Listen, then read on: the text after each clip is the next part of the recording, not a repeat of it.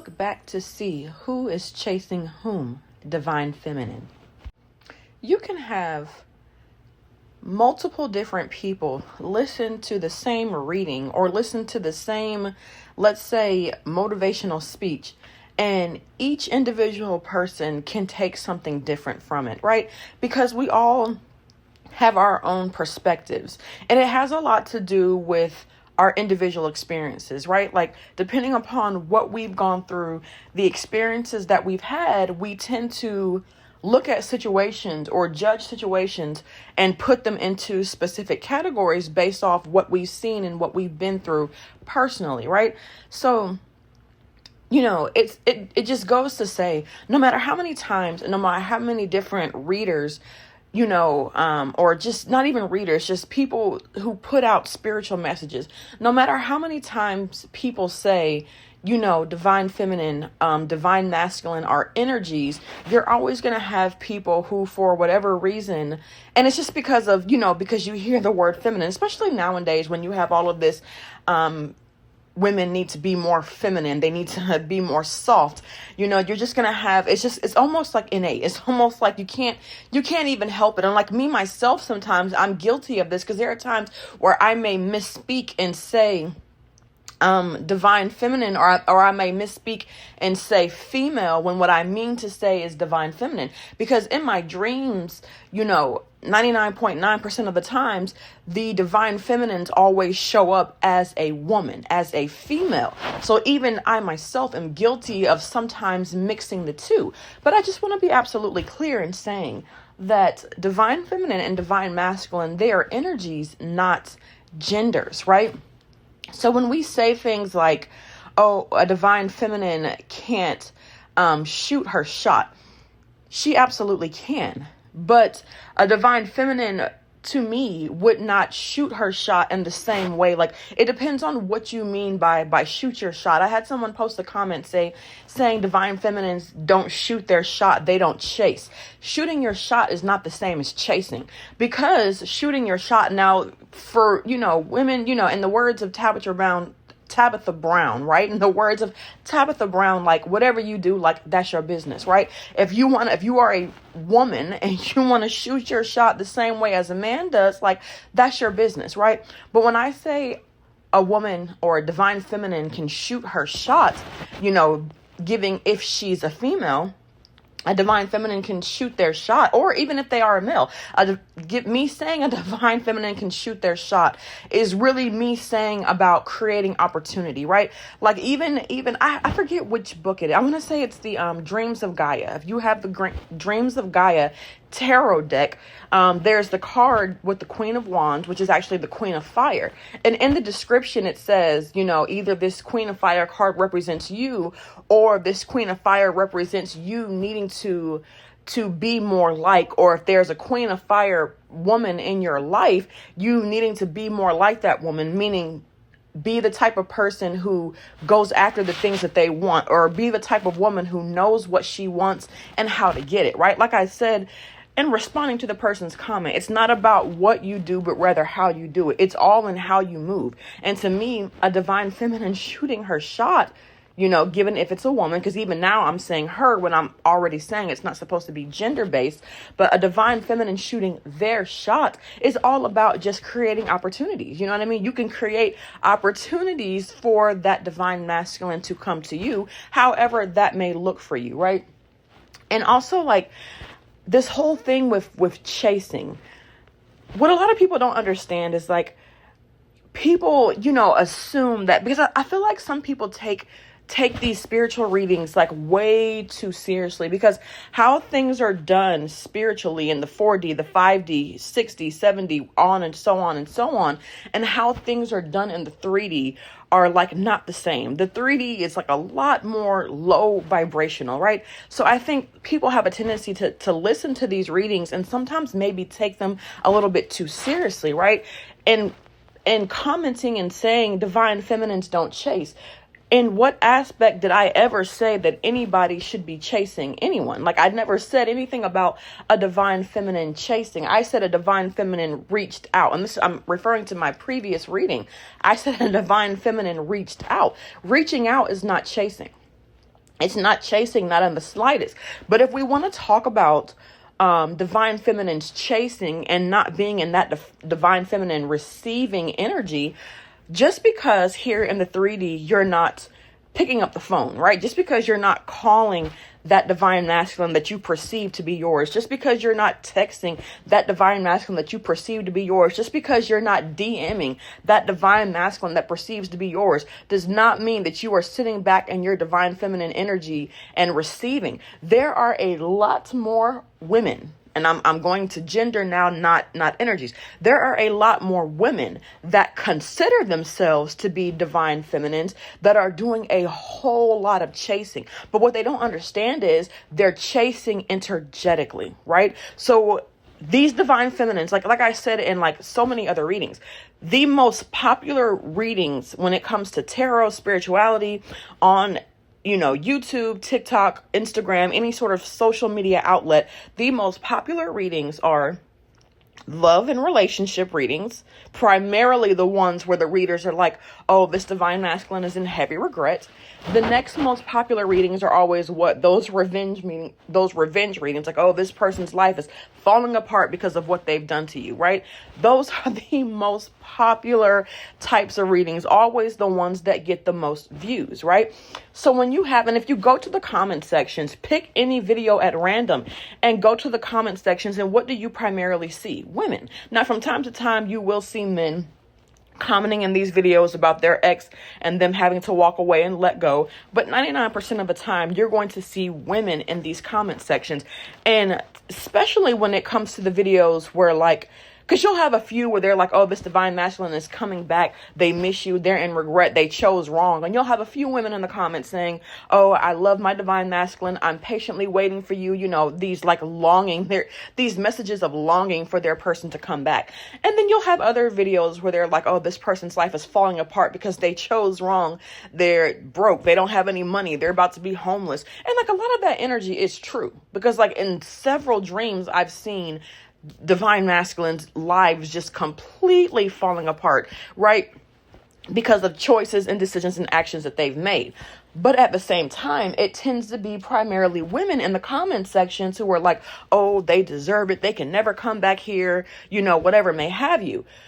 I don't think a lot of people understand is that when you are going through social media, finding video after video after video, listening to tarot reading after tarot reading after tarot reading. And for those who you have a local reader, for those of you who have come to build a relationship with some of these readers where you actually get personal readings, there are all these people, women, getting personal reading after personal reading after personal reading, trying to figure out what's going on with their divine masculine. Do you not understand that energetically you are chasing? You are energetically chasing. So just because you're not reaching out in the 3D does not mean that you are not in this divine masculine chasing energy. You may think that you're keeping it very, very cutesy, very demure, because you're not actually physically reaching out and sending them a message or calling them or sending them a text. But if you are the type of person where you have 9-10 videos lined up in your watch later queue right now about relationship readings, you are very much in a chasing energy. The only difference is you're chasing them energetically and not physically. Right? So you're still in that sense, not in your receiving era, which is why they say for divine feminines, in order for you to get these blessings, in order for these manifestations to come in, you have to be in a receiving era. So as long as you are continuing to follow all of these channels, listen to all of these readings about when this person is coming back, when your divine masculine, what your divine masculine is doing, is he happy in his relationship? Is he happy in his life? What's going on in his life? You keep trying to spy, and you keep trying to, and like I said, a lot of these readings, especially when they're general readings, there may be bits and pieces that resonate with you because of what you've been through with the person that you perceive to be your divine masculine. But when you're listening to these general readings, they're not going to be 100% your story. So just because the first part of the story resonates doesn't mean that automatically means that the second half of the story is true. A lot of y'all don't really know what's going on in your divine masculine's life. Why? Because you have not spoken to this person. So you don't actually know what's going on. So you're relying on these readers to give you insight about what's going on in their life behind closed doors. And you're speculating that what this reader is saying is true because of the first half of the story matched. But that doesn't necessarily mean that the second half follows. Not in every case, especially for those of you who are not actually speaking to the person that you perceive to be your divine masculine. Because if the story fits 100% to you, and these readers have been saying for years now that your divine masculine is coming back, why has he not come back yet? Either one or two things, because that story is not yours, you're trying to force it, or you're trying to forge it, or two, that's not even your divine masculine. I feel like a lot of people, what we don't understand is that sometimes you long for someone so much. And it's so funny because the main people who are in the comment sections of some of these videos saying that, oh, I'm glad this person's life is falling apart. They deserve it for what they've done to me, how they treated me, whatever, XYZ, so on and so forth. A lot of these people really don't want to admit that they actually still want that divine masculine, because all of that anger that you are projecting towards that divine masculine is really just love. And it's just hurt. It's hurt, especially for a lot of them that are like, oh yeah, he did this and it's been years and he can't come back. If it's been years since this man has left you for another person and you're saying he can't come back, you're glad his life is falling apart, then why, pray tell, are you watching videos trying to understand what's going on in his life years later? Why are you even here? If you so much don't care, if you claim, there's something specific that I wanted to say, but I can't get it off my tongue. If you don't care, if you truly don't care, then why are you even here on this person's channel, listening to their video describing what this person may be going through, or rather what you want this person to be going through? A lot of times people don't want to admit that they still long for the people of their past, right? They still long for them. And sometimes, I don't want to call it an obsession, but right now I'm having like a lack of a better description, right? So I'm going to call it an obsession, but sometimes you get so obsessed with someone, right? That you project your feelings onto that person, because you assume that because there's this strong connection between you two, that they still have to be thinking about you. They still have to be wanting you. Even for those of you who are having dreams of the person that you perceive to be your person, you're thinking like, oh, like this has to be my person because they're showing up in my dreams. But what you don't realize is that connection, that longing, them showing up in your dreams is actually a manifestation of your feelings and the ties and connections that you have to them. If you really want to know if your person is still longing for you, you have to completely let them go. And once you completely let them go and that cord is severed, then they will energetically feel that cord being severed, and that will in turn bring them back to you, because they're going to want to know, oh, what happened? Something changed. Something feels different. Something, I can't even describe it, but they're going to know that like something has changed once you have completely let that cord go. But as long as you're still holding on, it's almost like energetically you're still suffocating them. Because if you are thinking about them so much to the point where years later you're still watching videos trying to figure out what this person has going on in their life, then energetically you may be actually projecting yourself into their dreams. And you're thinking, oh, they're dreaming about me and they're projecting themselves into my dreams, and the whole time it's the other way around. Especially if this person has moved on and is in a relationship with someone else and has been in said relationship for years. You know what I mean? To me, and like I said, like to each their own. Like I would never tell anyone how to shoot their shot, because it's going to be up to you. It's not going to be authentic. It has to be up to you how you decide. Like I would much rather say, just let it go. For some reason, I'm hearing Tony Braxton, just let go, let it flow, let it flow, let it flow, right? Just let go. But if you are someone like, and there's something in the past that happened that you can't get off your mind and you just want an answer to it, to me, the best thing would be just to be a grown person about it, whether a woman or man. Just be an adult about it, and then just reach out and have that conversation. Because either that person's going to be open to it and y'all can sit down and talk like two adults, or That person's not going to be open to it, and push come to shove, worst case scenario, you might get your feelings hurt because they say, no, I don't want to talk to you. That's over. Why are you even still on this? And they may shut the door. And then in that case, because if you really feel like this divine masculine is thinking about you so heavily, then what's the problem with you just reaching out to have a conversation? Because all that's going to do is open the door. And if that divine masculine shuts that door or does not invite you in when you try to open that door of communication, then that gives you your answer that this person really is not longing for you the way that you think they are, right? And I feel like what I should have named this video, instead of look back to see who is chasing whom, is actually look back to see who is actually chasing you, divine feminine. Because I feel like a lot of times, because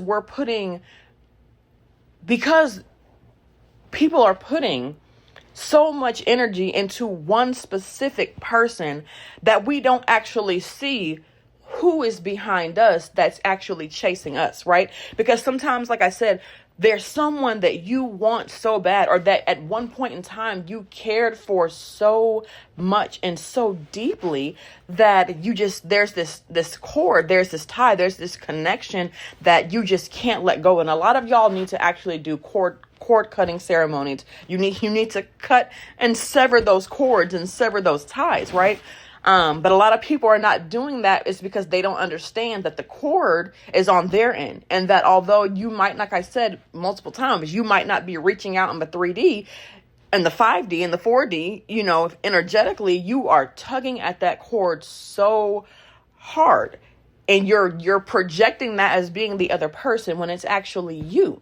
And like I said, for all of these readings, all of these energies that are coming out about divine masculine coming back, they're coming back. While this energy is true, it's not going to be for everybody. So if you're someone, and I really want to say like 5-6 months, right? Just to be generous. But like, even as I'm about to say 5 or 6 months, I hear this thing in my ear saying, no, don't be generous. Like, you need to be honest. For someone, it's been 5 or 6 years.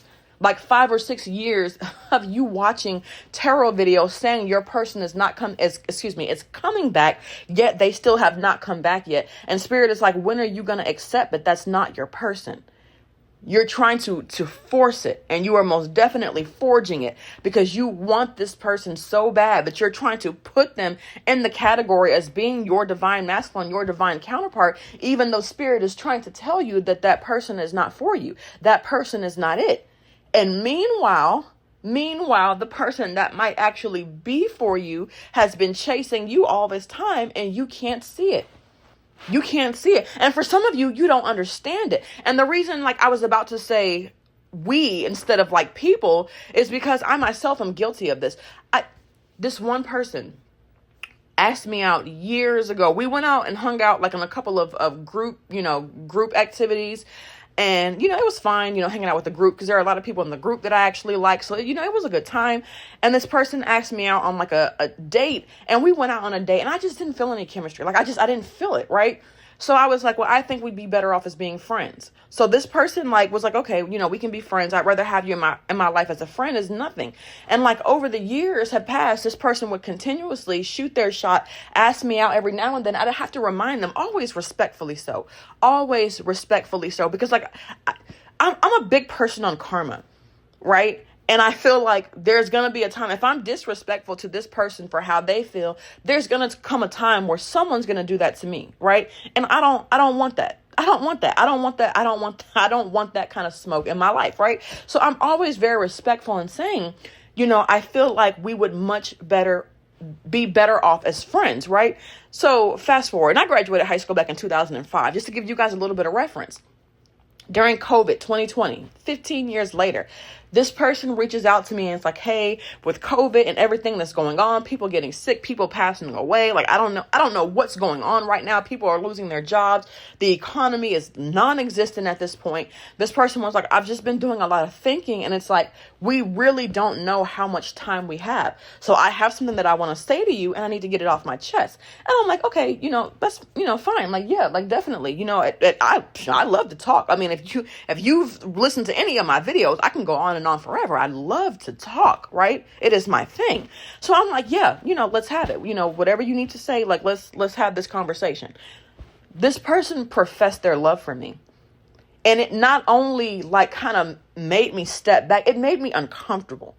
It made me uncomfortable because I'm like, for all these years, I've told you that I really feel like we'd be better off being friends. And for all these years, you've said you were okay being like, I'm not a fool. You've asked me out on several dates over the years, even though I keep telling you no. But then when I tell you I just want to be friends, you keep saying that you're okay with that. Now, obviously, you're not okay with that. But I'm like, how could you love me when you don't even know me? And this person was like, I've been getting to know you all these years as your friend. And he was like, we all have our faults. But he was like, even with your faults, there's nothing about you that like turns me off, that like turns me away. He was like, even when I see you doing, like, I'm a type of person that I have to learn my lesson the hard way. That's kind of the point of me doing some of these videos. It's because I want to warn, especially like the younger generations, and not even, because some of the younger generations are actually a lot wiser than we are, especially when it comes to spirituality. Maybe not necessarily in making decisions in the 3D, because we've been living in this 3D matrix for a little bit longer, but especially when it comes to spiritually, a lot of these younger generations are just on it, like proud, super proud of you, right? But you know what I mean? Like, I want to let other people know so that they don't make the same mistakes that I do, right?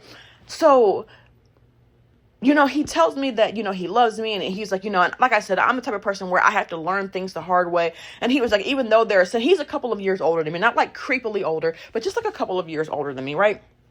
5 years older. Like, by the time when we were doing group things in high school, it was because his cousin was in my grade and we were all hanging out, and he would come too, but he was like been graduated, been over that, been there, done that type thing, but he would kind of just come and hang out with us. So I don't know, like, in a sense, back then, I guess one of the things for me was like, you're a whole grown man and I'm still in high school. You know what I mean? Like, I was still immature at that time.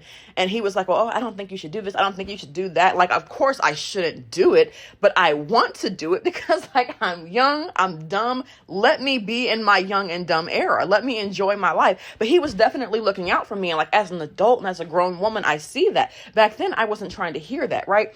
So like, he's telling me, like, even with all of the dumb decisions that you've made, that I'm sitting here watching, like, why is she doing this? He's like, even through all of that, like, it still never changed how I feel or how I perceive you, right?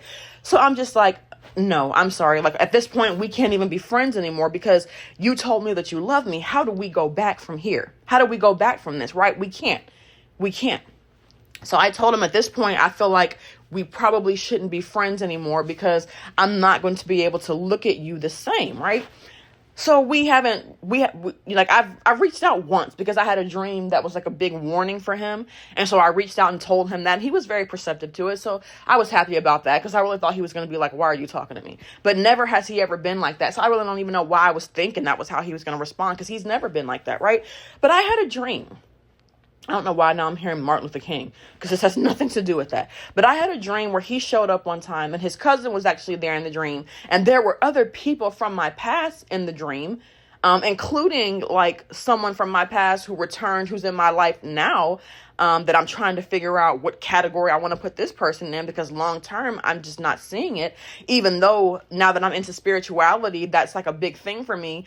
And I openly told this person, like, hey, if you're not into like spirituality and tarot card, like, you don't have to be into it, but if you're the type of person who you're so deep into religion that like tarot cards and all that is like a no for you, you might as well like keep it pushing.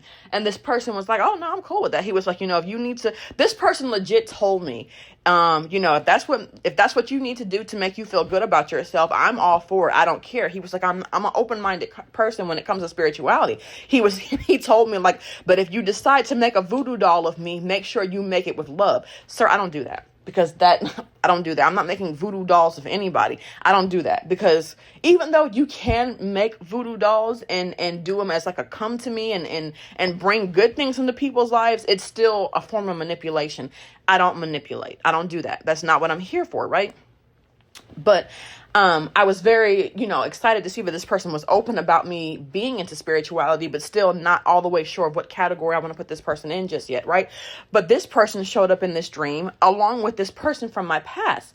And as each person is walking by, and it's like in the dream, for some reason, I'm walking, I'm fine. At one point I was running because I was trying to catch up with someone. And then I started walking, and all of a sudden my legs felt heavy. They felt so heavy that I'm literally like taking one step at a time, like I'm struggling to move, right? And as I get to this point where like I'm heavy, I see all of like people walking by, and I start noticing that these people who are walking by are actually people from my past. So people are walking by, and it's like nothing. It's just like, okay, this is a weird coincidence, but whatever. And the weird thing is in the dream, I'm walking, I'm running, I'm trying to actually get to the person that I'm talking to now. And as I get closer to getting to him, that's when my legs literally feel like they're full of sand and I can't move. And this person from my past, right? This 15-year person from my past walks past me. And when he does, I can see his aura. Everyone else is walking past. They're just like regular people. This person walks past and I can see his aura. And it's shining bright blue. Actually, it's turquoise, which is like a blue-green mixture, which is actually coincidentally my favorite color. It's my favorite color, right? And followed by red. Turquoise and red, my two favorite colors. And this person's aura is shining in this turquoise color. And I see this writing. It's the closest thing. And I've had a dream about this before, not about him and his aura, but about the writing, about me looking and seeing like this almost Aramaic looking writing. So I can tell it's like outer worldly, but like when I look at the letters, the closest thing I can describe to it is looking like Aramaic, right? So I see this writing right above him that's written in this same weird kind of language. And then he keeps walking, and then like I look down, and all of a sudden like I wake up, right? So my whole point in saying that is like all of these years, like I swore, or in the past, not anymore, but for years I swore that this one particular person was my divine counterpart, right? But this person was the person who was for me. And it took me so long to actually work up the courage and the nerve, because I'm like, I keep having dreams about this person. They keep showing up. They're always there. And I'm like, okay, if I'm dreaming about this person all like this person has to be dreaming about me. There's no way this is not possible, because I haven't spoken to them in so long. Why are they even still showing up in my dreams? And this is not even someone who I'm like actively thinking about. This is someone who I might go months without thinking about until they show up in my dream, and now I'm thinking about them again. So I remember finally just like biting the bullet and telling this person like, hey, this is gonna sound weird, not shooting my shot, not asking them on a date, just telling them like, hey, this is gonna sound weird, but you've been showing up in my dreams a lot for a long time, and I just want to know, like, have you ever seen me in your dream, or have you ever had anything weird, experienced anything weird like that? And this person was like, no, like, I'm sorry, but no. And I was like, okay, cool. You know what I mean? Like when I say in my previous reading, like a divine feminine reaching out, I just mean reaching out to have a conversation, not reaching out to profess this feeling of love. Like that would be, I don't want to say foolish, but almost it would be foolish. And it's almost the quickest way to get your heart hurt is randomly reaching out to a guy to profess your love and you not knowing anything about what's going on in his personal life or circumstances at that time, right? But I remember being confused because, and I reached out after I started my spiritual journey, because I'm like, okay, there has to be something here, because otherwise why? And then to find out, like, no, like it's only been on my end. And I still to this day can't explain why for all of those years. But what I do know is that once I finally reached out, the dream stopped. This person has shown up in one dream since, but it was a dream where like a bunch of people from my past were in and everybody was in. So it wasn't like a big deal because it wasn't centrally focused around him. But other than that one time, this person has not shown up in my dreams since I reached out. Because then once I reached out and got that clear understanding, I was able to formulate like, hey, this is not what I think it was. Let me cut this tie and sever this cord. And I haven't had that issue since. So in saying this, I feel like divine feminines, right? You need to stop putting so much energy towards these men that you perceive to be your divine masculine. And what you need to do is really take the time to reflect and turn around and see who is actually putting their energy towards you. Right? Because like I said, with all of these readings for all of these years about your divine masculine coming back, if they haven't come back by now, then the person that you perceive to be your divine masculine may not actually be your divine masculine. And like, that's okay. That's okay. But there is a divine masculine out there that's for you, but you just have to turn around and see, like I said, who is the one that is actually chasing you. And I really feel like when it comes to this aspect, one of the most important things that people have to remember is that this isn't a one size fits all. Spirituality, just like life, is not a one size fits all, right? There are plenty. Have y'all ever heard? And sometimes look, have y'all ever heard those stories where women are like, oh, I saw him and I liked him and I thought he was cute and he wouldn't ask me out. He wouldn't make a move. So I made the move. Like, there have been plenty successful love stories of women actually making the first move, right? And we always have those friends or those people, and myself included, we always have those women who are like, that could never be me. I could never do that. And like myself included, like I could never do that, right? But there are plenty of successful relationships out there where the women were the actual one that made the first move, right? That shot their shot. And it's only because even though they are women in that relationship, they may have actually been the divine masculine, and the man in that relationship may have been more. And it's not even about, because everyone is both divine masculine and divine feminine energy. It's just one of the energies tends to be a little bit more dominant. And in those relationships, the women are more, their divine masculine energy is a little bit more dominant. Because I've heard stories, you know what I mean? Like, I knew a guy who liked a girl for years and like never said anything out of fear. But, you know, to be completely honest, in that particular aspect, it was a little bit different. She was taking advantage of him, like full advantage of him, because even though he never told her that he liked her, he was always there for her, a shoulder for her to lean on. He gave her money, helped her move. Like, y'all, if you really want to know if a man likes you, ask a man to help you move, because like nobody's trying to do that unless he's like a really good friend. Nobody is trying to give up their weekend to come help you move a bunch of heavy boxes out of one place to the next. Like, nobody's trying to do that, right? But like, don't be out here testing people. But like, seriously, if you really want to know, ask someone to help you move. And if you really want to know who your true friends are, because it's no fun. It's no fun at all. Actually, I take that back. It can be fun. I remember being in high school and a group of us, because my best friend, her mom was a single mom and she was moving and she just did not have the money to pay movers. So I remember like a bunch of us actually got together, went to her house, was helping put things in boxes, and we were moving things, and we were just kind of having fun. We were just having fun hanging out, and she like ordered pizza for everyone. So I take that back. It actually can be fun, depending on the people that you're with, right? So we actually did have a good time. The only time I can ever tell you I had a good time moving, and I love to move.